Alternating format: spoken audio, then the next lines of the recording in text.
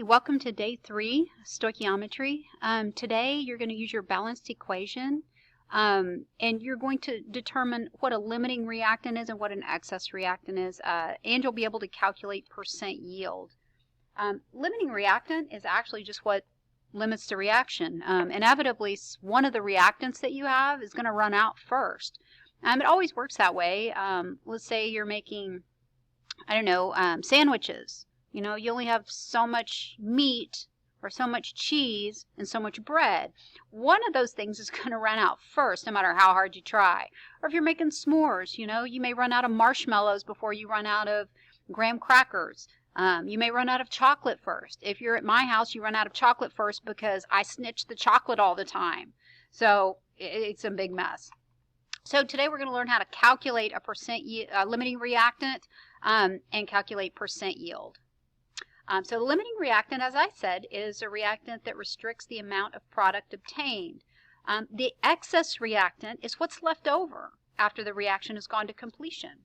So what you run out of first is your limiting reactant. What you have left over is your excess reactant. So let's go back to our cupcake example. How many cupcakes can I make if I have a dozen eggs and 3 boxes of mix? Recall that our recipe requires 5 eggs and 1 box of cake mix for 12 cupcakes. So how many cupcakes can I make if I have a dozen eggs and 3 boxes of mix? Well, I need 5 eggs and I have a dozen, so I can really only make 24 cupcakes, right? It doesn't matter if I have a bunch of boxes because my limiting reactant is those eggs. I'm going to run out of eggs before I run out of cake mix. Okay, cake mix in this case is in excess. When you're finding a limiting reactant, you're going to start with a balanced equation. Balance that equation, kids. Make sure that it's right. For each reactant, calculate the amount of product formed. So what that means, listen to me again. For each reactant, okay, there's usually 2 or more reactants. For each reactant, you need to calculate the amount of product that's formed. The smaller of the answer, whichever one comes out to be the least product made, that's your limiting reactant, and that's the amount of product made. Okay, so we have aluminum plus chlorine gas yields aluminum chloride. So one of these things is going to be limiting. Either the aluminum is going to run out first or the chlorine is going to run out first. Whichever one runs out, that's going to determine how much aluminum chloride is going to be able to be made. So in the problem, I have 15 moles of aluminum reacting with 15 moles of chlorine. How many moles of aluminum chloride will be produced? Okay, look, they're equal number of moles. So let's see how this is going to work out. You have to calculate the product made from each of the reactants. So unfortunately, yes, you've got to do this twice. So we'll start out here, 15 moles of aluminum. And I need to see how much product will be made. Okay, how much aluminum chloride I can make. So I'm going to disco down my unit, put moles of aluminum in the denominator. I go back to my balanced equation. I see that I have 2 moles of aluminum, and that makes 2 moles of aluminum chloride. Okay, aluminum cancels, and I've got moles of aluminum chloride. So I stop and I do some math. 15 times 2 is 30. 30 divided by 2, yep, 15 moles of aluminum chloride can be made using 15 moles of aluminum. So let's see how much can be made with 15 moles of chlorine. So 15 moles of chlorine. I disco down my unit, put moles of chlorine in the denominator, and I put moles of aluminum chloride in the numerator. Then I go back to my balanced equation and I use the mole ratio. There's 3 chlorines and 2 aluminum chlorides. 3 moles of chlorine, 2 moles of aluminum chloride. So 15 times 2 is what? 30. 30 divided by 3 is what? 10 moles of aluminum chloride. Which means chlorine is my limiting reactant. When I run out of chlorine, my reaction stops. It stops at 10 moles of aluminum chloride. It doesn't matter how much aluminum I have. My reaction is going to stop when I run out of chlorine. Okay, whichever amount comes out to be the least, so 10 moles is definitely less than 15 moles. Whichever one comes out to be the least, that's how you know what your limiting reactant is. Okay, so let's try this again with a different problem. Okay, we got the same reaction there. If 100 grams of aluminum react with 100 grams of chlorine, how many grams of aluminum chloride will be produced? So I should have let you know this in the beginning. The way you know that you have to do a limiting reactant problem is it gives you an amount for both reactants. Okay, remember the problems we used to do, it would say, given 100 grams of aluminum, how much aluminum chloride is made? Well, in a limiting reactant problem, it'll give you an amount for both your reactants. So it gives me 100 grams of aluminum and 100 grams of chlorine, which tells the reader, uh-oh, I have to figure out which one runs out first. So we're going to do this problem. We'll start with 100 grams of aluminum. Okay, you see that? Yep. Okay, disco down my unit. I put grams of aluminum in the denominator. Okay, I have to convert to moles first. Okay, 100% of the time you got to go to moles first. So once I get to moles of aluminum, I can go to moles of aluminum chloride using the mole ratio. Then I can go to grams of aluminum chloride. So on your periodic table, 1 mole of aluminum is 26.982 grams. That's the mass on your periodic table. Okay, grams of aluminum cancel. Well, now that I've got it in moles of aluminum, I disco down moles of aluminum. And I'm going to use my mole ratio to go from moles of aluminum to moles of aluminum chloride.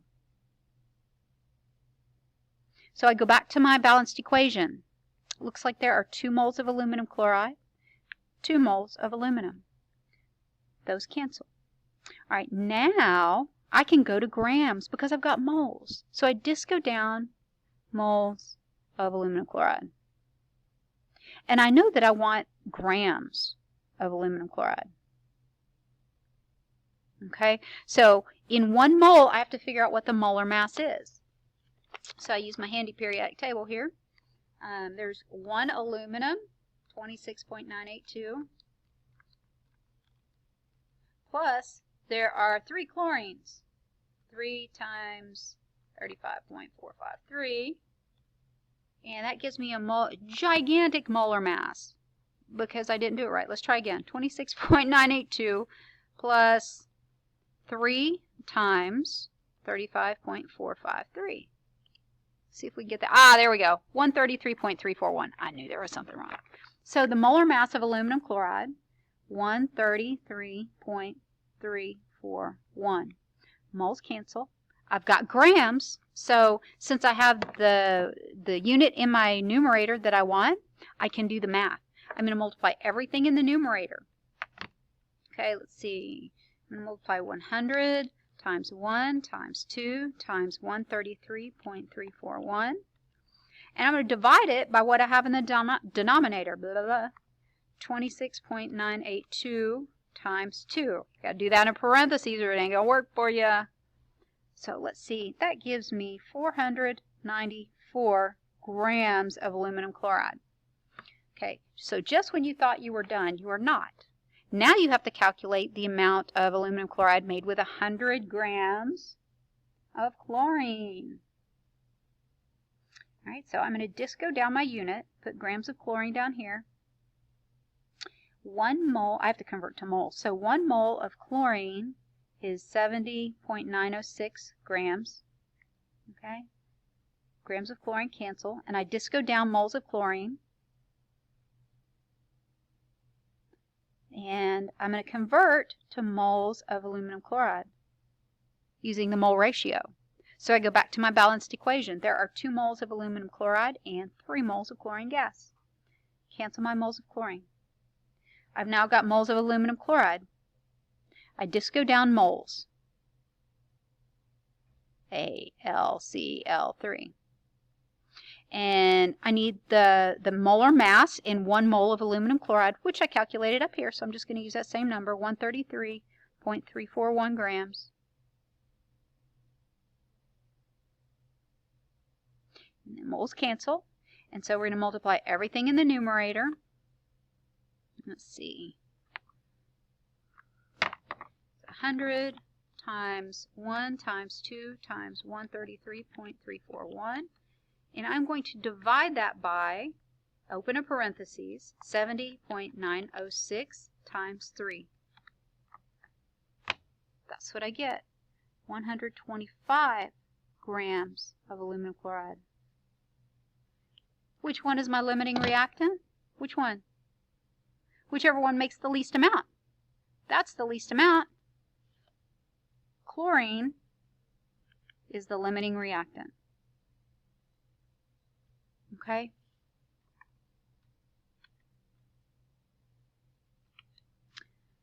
All right, so percent yield. Okay, limiting reactant is nothing more than a mole to mole or gram to gram calculation done twice. It's a nightmare.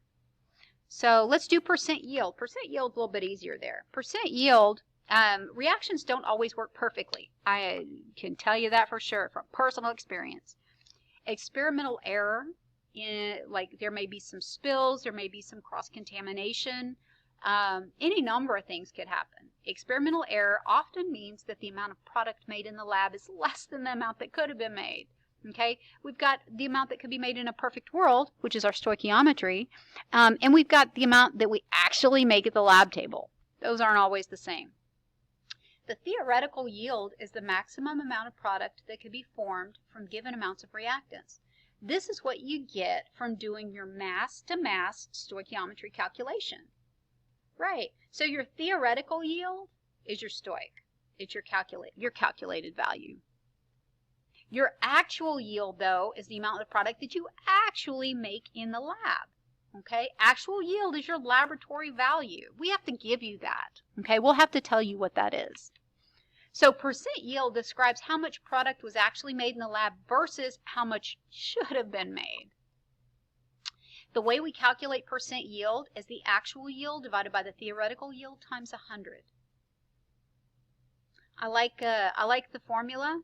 It's easy for me to remember because, as you know, everything with me is like alphabetical. So it helps me to remember this formula because actual is on top, theoretical is on bottom. A comes before T. Yeah. So the actual yield is my laboratory value. Theoretical yield is my stoichiometry calculation. I multiply that by 100. This is very similar to the way that we calculated percent composition. Okay. When copper is heated with an excess of sulfur, 1.76 grams of copper 1 sulfide is formed.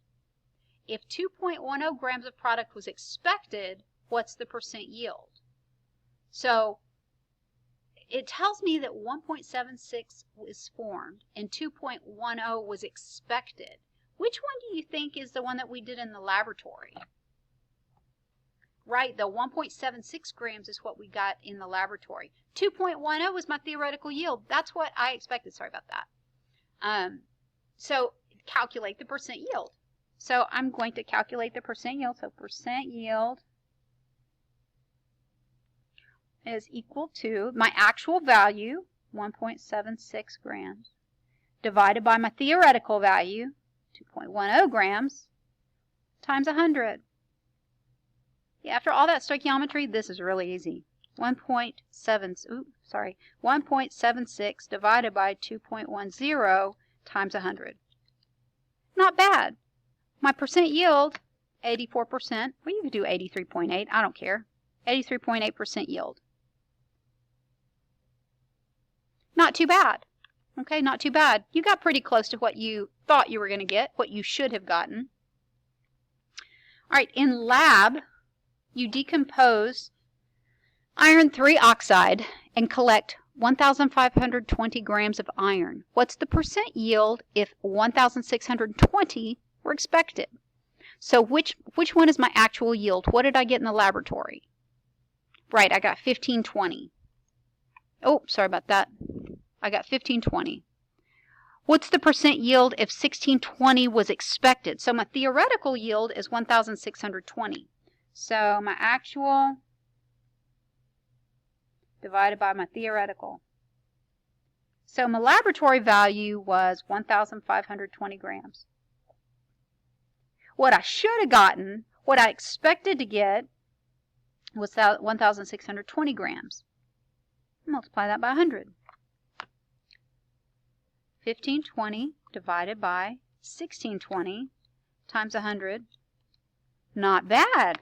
93.8% yield. Okay, that's a good number. That's good. We're doing good. Doing good in the lab. Okay, another one. A lab experiment produced 192 grams of sodium chloride. The calculations showed that 205 should have been collected. What's the percent yield of their experiment? Okay, it says a lab experiment produced. That's my actual yield. So my actual is 192. I need my theoretical too. My actual 192 grams. My theoretical, it says that the calculations, so the calculated value or the stoichiometry value is always going to be my theoretical value. So 205 grams times 100. So we go 192 divided by 205 times 100. And I get 90, let's go 94% yield. 94% yield. That's good. It's a good yield from the lab. Okay, so if you have problems with any of these, go back, watch it again. And keep in mind the limiting reactant problems, they're not any different. You're just doing a mass-to-mass or a mole-to-mole for two reactants, for both reactants to the product. So it's not any different, it's just a little bit longer. So good luck, kids, and let us know if you need help or you have any questions.